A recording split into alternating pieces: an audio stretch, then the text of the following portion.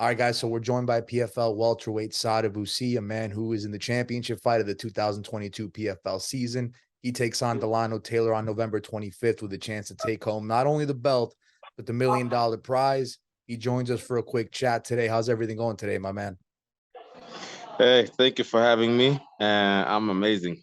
Just finished nice practice here at the UFC Performance Institute.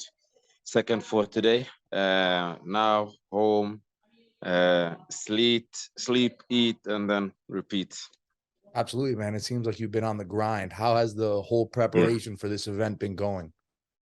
It's been going amazing. Knock on wood. Started training 2 days. 2 days after my last fight. Of course, I started out slow and just maintaining because I had 15 weeks, which is odd because it was like, I believe, 7 weeks after between the first and second fight, and then 6 weeks in between the second and third, something like that. So having this long, I actually had to focus on not going out too early and doing too much, trying to peak at the right time, but still staying sharp. And so it's been good. Absolutely. Longest you ever had to prepare for a fight? Not longest, but in PFL, yes. In PFL, okay. Awesome, man. Yeah. So before we get into the big fight in November, right, I got to ask, last year, things maybe didn't end the way you wanted, right? Maybe the way you didn't dream of, right? Everyone's dream is obviously to win the big prize. This year, though, you turn around, man, you're 2-0 in the regular season, right? You get a win over a guy like Rory McDonald, for example. And this time you make it to the final. What's been different from this year compared to the past? What's the formula for you having a more successful year this year than in the past? Yeah, that's correct. To be honest, I don't think it's one specific thing. I think it's a accumulation of a lot of different things. First and foremost, going through last season, having that and using that as a receipt for what I need to do and what I need to work on. Being healthy, like in PFL, like the format is so tough. Like I just told you, like I had 3 fights in 3 months and 1 week, right? And against top level opponents. With that being said, being healthy and being without injuries is so important, so being healthy has been a major part.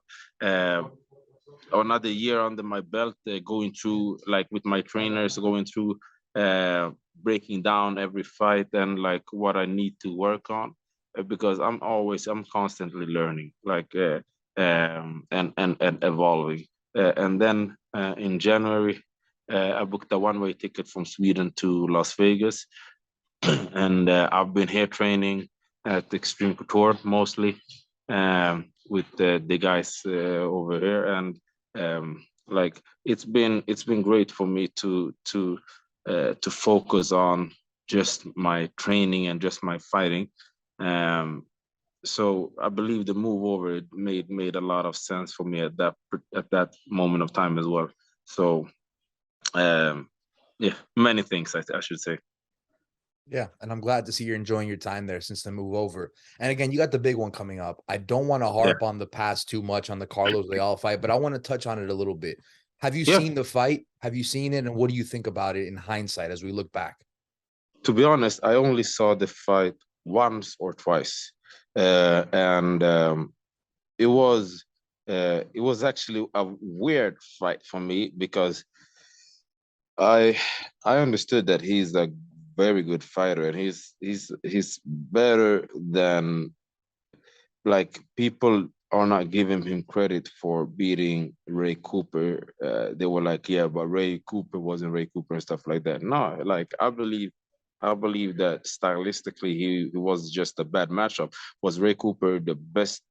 I don't know, but like it's a fight.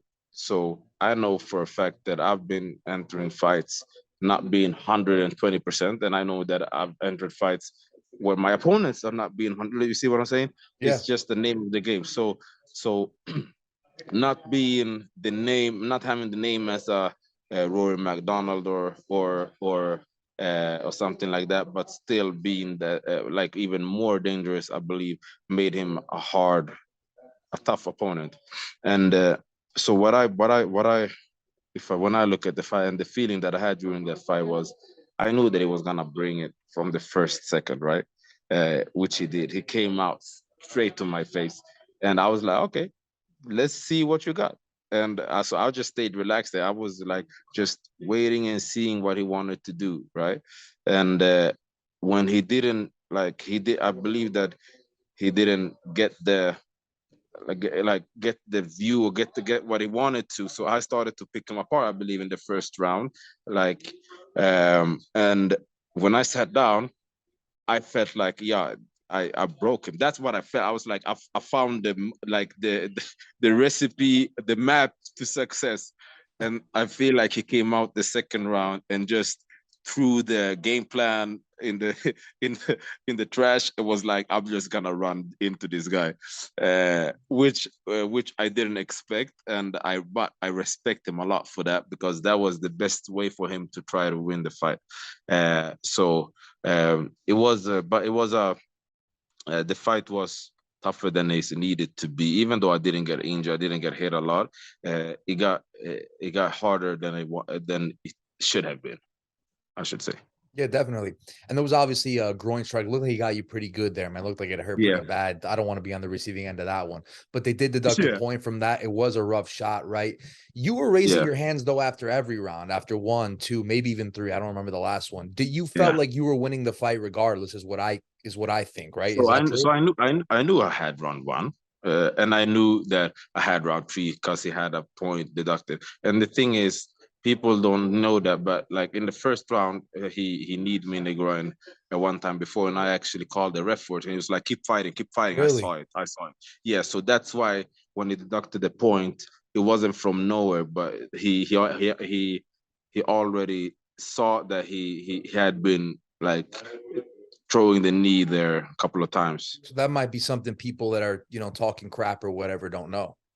Yeah, of course, of course. I saw that. Like, but for me, I don't care about that. Like, I spoke with him after the fight, and he was like, "Yeah, you're the toughest opponent that I ever faced. Like, congratulations. Like, there's between us, there's so much respect. I believe he made me a better fighter. I believe I made him a better fighter. And there's no like, what do you call it? Like, not conspiracy. What do you call it? There's no like, yeah, it was a bad decision or something. Nothing like that. Okay, I see what you mean. Yeah. Yeah. Yeah, I mean, listen, what matters is you're in the final, man. You won. It is what it is, 100%. and you're Yes. here. Exactly. So let's talk Yes. about that championship fight, right? You are fighting for the welterweight championship of the PFL, but there's also Yes. another prize, and we mentioned it is $1,000,000. Again, Yes. you said it yourself. PFL is an interesting format. That's why I want to ask you personally. I like to ask this to PFL fighters, especially ones who are close to the prize. What is more important for you, the $1,000,000 or the championship? 100% the championship. The championship would make me a five-time world champion. And Right. it would, for me, for myself, it would be like a way for me to like legitimize. So I don't know if that's a word. Like Yeah, definitely making the legitimize. move Yeah. from kickboxing to Muay Thai, right? To go into one of the biggest organizations and becoming a world champion in what I believe is the toughest weight class as well, because we don't have a middleweight, so it's it's both middleweights and welterweights That's together, true. right? Yeah, so that's amazing. And for me, like, of course, the money is life changing. I'm not gonna say nothing about that. But for me, uh, the focus will still be to put the money towards me being able to continue training and focusing on that and investing. I'm not gonna like try to blow the money on stuff and like because I'm still getting better. I believe that that's something that if you've watched me during my last couple of years, you're gonna be able to see the evolution. So I'm still getting better. With that being said, uh, I'm gonna just keep improving and keep working towards being the best out of it. Yeah, and we mentioned the prize, this, and you know, I don't know how you're feeling about it, but is there a different mental preparation as we get closer to this one compared to, say, just a regular season fight? Again, there's obviously more on the line. So is there like a grounding process for you where you have to, you know, sort of stay more calm throughout, you know, every moment leading up to the fight? To be honest, I don't believe so, because the next fight is always the most important one. Okay. That's been my mentality my whole career. No With matter that what's being on the said, line for you, the next one's always the no matter biggest. what's on the line, because for me there's always gonna be something on the line. Like, for instance, I knew for a fact that I was, like, my first two fights, I was fighting for a new contract. If I don't make the playoffs, if I don't make the finals, I'm not gonna be able to fight here next season. Right. Right, so I'm fighting for my job, I'm fighting for my career, right? So if I get cut from PFL, oh, what's that? So am I gonna go down and, like, try to like, you see what I'm saying? There's always something. None of this even Uh, matters, right? If you don't take it one fight at a say, time. yeah, it's an interview. I'm in the interview. Uh, Wait, I'll show you here. Hey, how's Hello. it going, Ali? Hope all's well. I'm Good? good. How are you? Who's Good, brother. this? Good. Good to see you. Nice to meet you, my man. What's your name? Marcos. Marcos. Nice to meet you, Marcos. What do you work with? We're here on Talking MMA. We got a great guest, and we're looking forward to his championship fight, man. He's gonna be the champ. He's Oh, gonna I be the believe it. first. I believe it. They're gonna call him the sweetest in Denzel Washington. Awesome. Awesome. We're looking forward to it, Awesome. man. We're talking about it and Pleasure we're ready meeting you, for it. man. Nice to meet you He's too. not Nice to just meet you. gonna, he's a real champion in life. He's a great guy. That's Thank what you so much. for sure. Thank you so much. Absolutely. I knew that, like, when he came in there, I just needed to turn Yeah, the yeah, camera yeah. on. Absolutely. Yeah. Yeah, man. So we So were sorry. saying, yeah, go ahead. Go ahead. I don't remember where we were. So if you can repeat the question, please. Absolutely. Well, we were actually talking about the grounding process for a big fight like this, how you sort of say that you take it one fight at a time, right? The next fight's Yeah. always the most important fight. Yeah. So for me, I wouldn't say that there's any difference. I have one opponent. I have one opponent in front of me. Everything around is gonna sort itself out. I believe you're just gonna shoot yourself in the foot if you start to think about, oh, the money, oh, like, it's a fight. I've fought, like, over 100 fights. So it's not my first time. I'm gonna make sure I'm in my peak when it's time. And so with that being said, the next fight is the most important. Absolutely. And let's talk about this next fight. Let's talk about this most important fight, right? You got Yes. Lionel Taylor, a very good fighter, 10-2. What do you make of him, man, in terms of what does he present to you in that cage? Yeah, very good fighter. I believe that stylistically, it's a very good matchup for me. Um, without underestimating him, I believe that um, he's gonna try to do a lot of things that I'm gonna try to do, but I believe that I'm more creative. I believe that I'm faster. I'm gonna be able to do it a little bit better than him, and I have a more, like, a broader game with, like, I can implement wrestling. I can implement striking. So and I have the kicks. So he's a good fighter, and I'm very proud of him for the journey he's been on. I told him that as well, staying ready as an alternate, coming in and then making the finals his first season. I'm very proud of him, but he's in the way. Yeah, man. And it's something I want to sort of talk about here for a second, or maybe just bring up really quick is, you know, I usually interview a lot of Bellator fighters, UFC fighters, guys like that. I'm sort of been recently interviewing more PFL fighters, trying to get into that more. And I had Juan Adams on the show the other day, and we spoke about it, where he's also, you know, sort of in good relationship with the guys in his division, right? There's no hate there. And we sort of Yeah. brought it up, whereas like when you're in PFL, you don't have to worry about rankings or anything like that, right? So it's all love, right? It's not, you're not really looking to trash talk or on social media to get more views, to get a higher rank, right? It doesn't matter to you. So, like, if I can make a fight more, like, more hyped, I should say, of course, why not? But I'm gonna do me. I'm like, I've been fighting since 2002. I'm not gonna today start like trying to do something that's not me. So with that being said, if there's some guys that I'm closer to in the PFL roster, and there's some guys that I'm not that close to. And for me, it doesn't matter because I have to stay ready to face them all because it's a tournament format. And I like the fact that like you win and you advance. There's no politics. There's no, like you said, like, yeah, that guy is more popular. That guy is more such and such. If you win, you have it all in your own hands. And I like that. Yeah, absolutely. So let's talk about this style up a little bit more stylistically, right? I think when you look at him, right, is there, in terms of the guys you've already faced in the PFL, like where would you rank him? Is he towards the top of that list? Is he, maybe you think you face tougher guys? What do you think about I like this question. I think that he's high up. He's high up, and I believe that uh, stylistically, he's a very good matchup for me. With that being said, he's very good at what he does. So I don't. It's hard to say because like he's like yeah, it's hard to say how like rank him, but he's very good, and I'll give credit where credit is due. And like I said, just being able to stay focused and stay ready, I have to give him the hat off. Absolutely. And you said, because something that you said here, if I'm not quoting you mistakenly, you know, the internet's got a whole lot of bunch of stuff that's not Yeah. true, but you said that in this fight, you're going to show who Sadibou Sy is. Can you expand on that? Like, what do you mean by that? I think that stylistically, this is gonna allow me to be more free.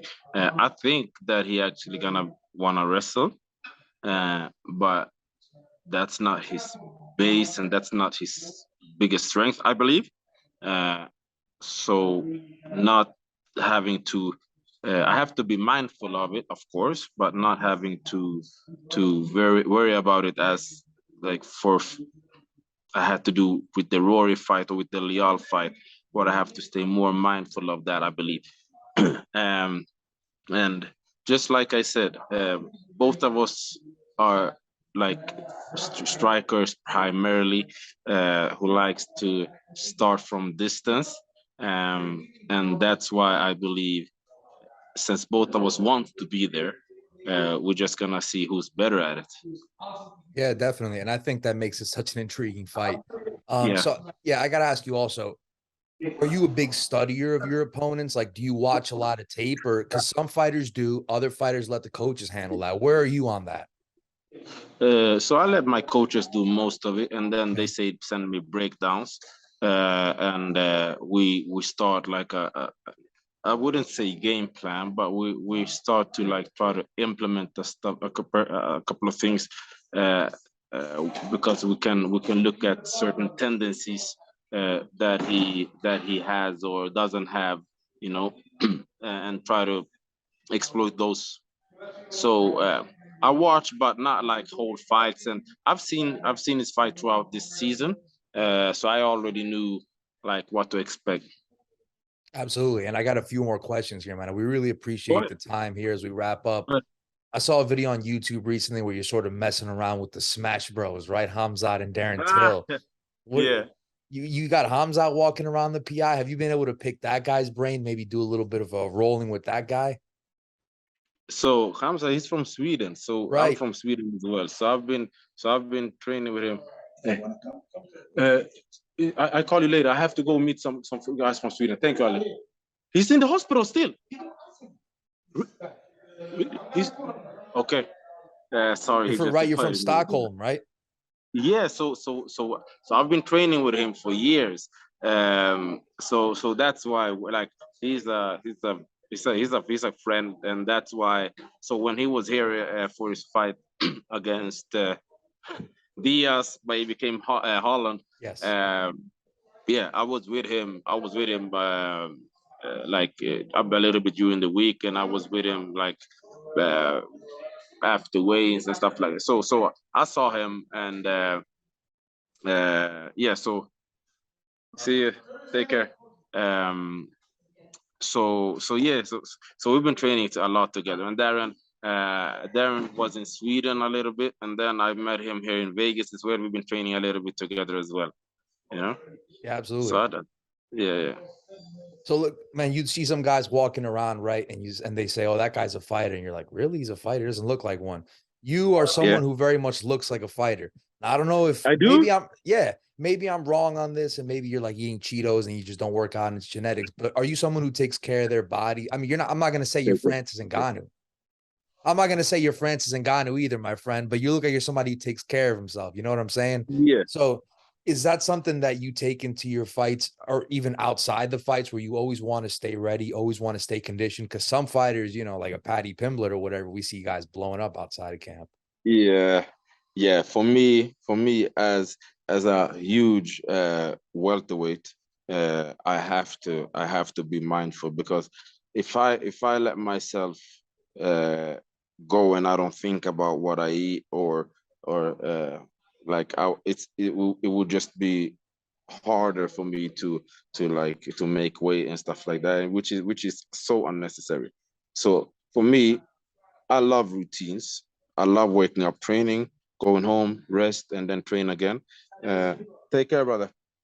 So for me, it's easy to stay focused with the training, but at the same time, I love eating good food, and I love to indulge and stuff like that. But there's a time and a place, and I'm not gonna like put myself in a disadvantage and make it harder for me than it has to be. So I have to be mindful year long, to be honest. And that's why I With the asked, diet.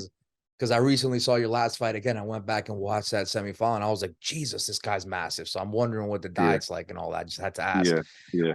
No, I have to think about my diet all year long. So we spoke about the off season, how you got to prepare there. In terms of fight camps, right? What's your go-to stuff for enjoyment, for decompression? Fights can get very stressful. Fight weeks could be tough. When you're done training, when the gloves come off, you get out of the shower, you're all in your pajamas. What do you like to do, man? You like to play video games? You like to watch Netflix? What do you like to do? To be honest, I'm a big Netflix guy. I love watching basketball. I love watching Netflix. I love watching like comedies and stuff like that. Like Nice. things that are easy to digest, with that, like, if that makes sense, right? Definitely. I don't want to have to like be super focused. I want to just be able to, if I fall asleep, I'm like, I can just watch it tomorrow. Yeah, you don't want like a documentary about the pyramids of Giza or something no, like no, that. no, no, not exactly, Yeah. exactly. Yeah. And also like I've been gone, like I love to take long walks, especially so now I'm here in Vegas with my girl. My girl's going back and forth from Sweden and here, and so we love to go on long walks. It helps me like sleep better as well. So for me, I would say like watching basketball, watching Netflix, and then long walks. Nice. Favorite basketball Yeah, team? Golden State Warriors, and I am Oh, a okay. bandwagon fan. Yes, I was a You Miami are? Heat fan. Yeah. No, I'm not. And I cannot, because I was a Miami Heat fan. I no. You know what? I was a Dwayne Wade fan. Okay. All right, Wade and County. then he got older and he stopped playing, and Golden State had a green eye sniper named Steph Curry, and I was like, man, this is so fun to watch. So I just jumped over to them. Hey, there you go. And I wasn't even gonna accuse you of a bandwagon fan. I don't want to get beat up by fighters, man. So whatever. No. Like my friends, but because I was a hardcore Miami Heat fan, and then they were like, "Aren't you a Miami Heat fan?" I'm like, "No, not anymore."